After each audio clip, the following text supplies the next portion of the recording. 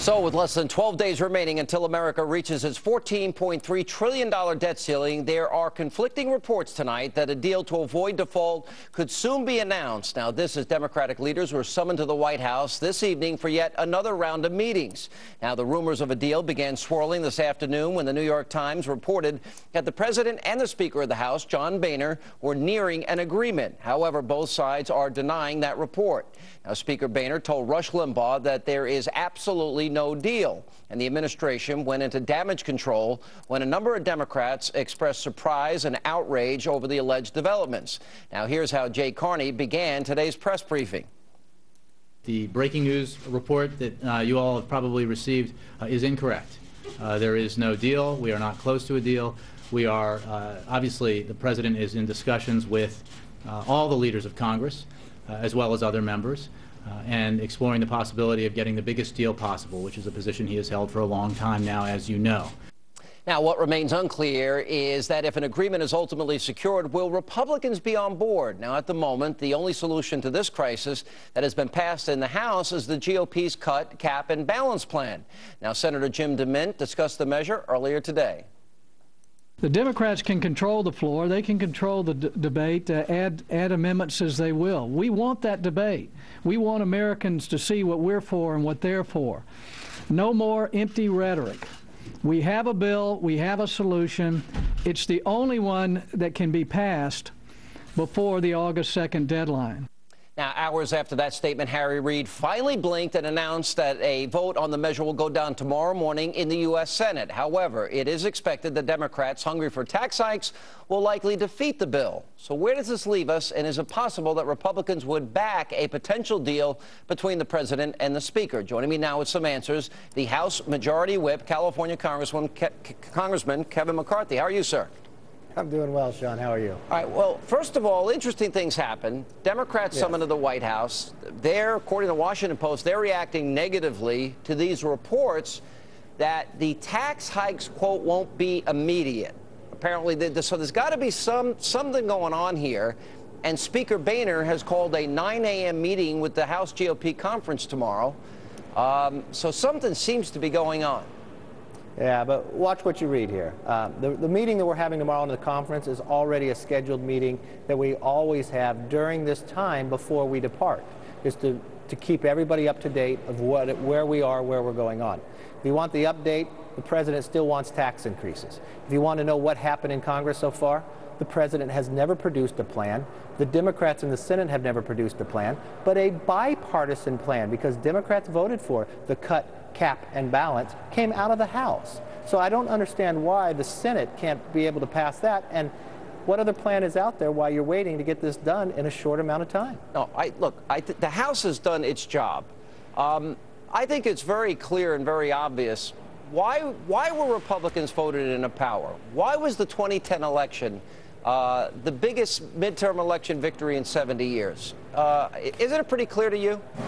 It's very clear that their policies, there's this Keynesian view of government spending so much, the idea of a stimulus that cost $278,000 for every job it created.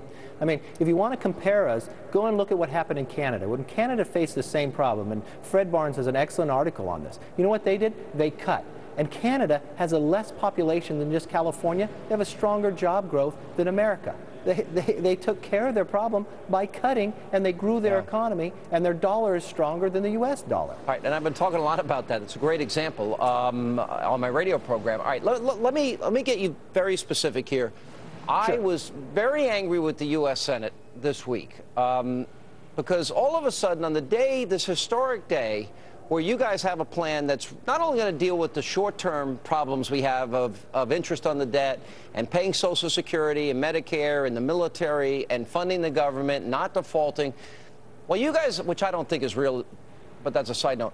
While you guys are doing that, all of a sudden that morning, a new deal is put on the table. And negotiations. So Republican senators have been negotiating. I felt in some ways it cut the legs out from under what should have been the focus of the day. Do you agree with that? It did. I agree with you. And the other thing you've got to realize was there was no deal in this bipartisan deal because there was no bill. You know, a 5-page summary is not a bill. And a 5-page summary is a lot like how the Democrats ran the shop around here, that you have to pass a bill to find out what's inside it. That's not the way to run. Look, the American public is tired of the budget gimmicks, the accounting tricks, and all the false promises. They deserve to know the truth. That's why you have a bill of a cut, cap, and balance. You cut currently. You cap it so government can't grow the way it has in the last 3 years under Obama. 84% just in discretionary spending. And then we have a balanced budget. You know, 16 years ago, we came one vote short. And had we had that vote, imagine what we'd be debating today. No, look, I think that's the plan, and it's frustrating. Now, the president's playing, you know, a lot of games here, and the president obviously still wants the tax increase. The president's been scaring old people in the process unnecessarily because we have the money to pay seniors, Social Security recipients. We have the money to pay off interest on the debt. The question, I guess, becomes at this point, and I know conservatives like myself want to know, is the House of Representatives united in this sense? No Gang of Six deal, no McConnell last-minute ditched effort.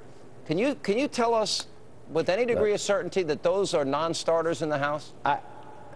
If that was going to start in the House, you would never see it get anywhere, because look at what has transpired in the House. We have been able to govern.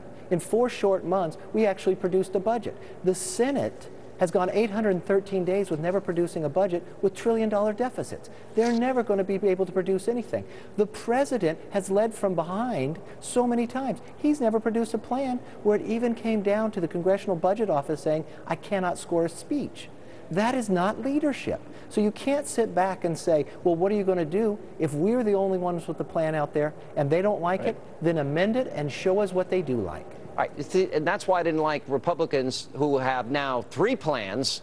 2, you know, have just come out in the last 2 weeks, which I don't even think, they're not even really plans, as you're pointing out, negotiating against themselves, and the president has yet to produce a plan. They haven't produced a budget in the Senate in past one in 800 days. All right, so what is the next step? What is the next? Let's assume that we can predict what's going to happen in the Senate tomorrow. Let's assume if it even passes, the president, does he follow through on his veto threat? And then what happens August 2nd? Well, look, this is a serious issue. August 2nd is a serious date as well. And I would hope the president would take an opportunity here to show where he stands and show what he's for. That's what leadership is about. If this goes down in the Senate, the House will continue to work to come up with it. But we're going to come up in the philosophy and principle of solving a problem.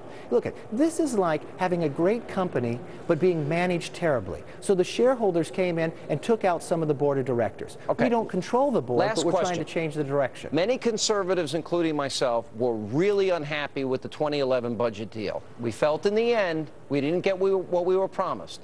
Can you assure conservatives, Tea Party members, and people that really think we've got to deal with this problem and then we can't kick the can down the road, can you assure them that that's not going to happen here? Look at what we voted. You're talking about the CR, not the budget deal. The budget deal, we had energy policy. We dealt with entitlements. We went further than anybody thinks we can go. And we were united then, and we're united this week. We know this country is worth fighting for, and I'll guarantee you this, we're going to keep fighting. All right, well, you did repeal health care. You passed the Ryan budget, cut, cap, and balance.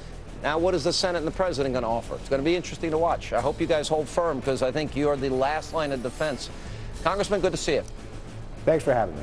Appreciate it.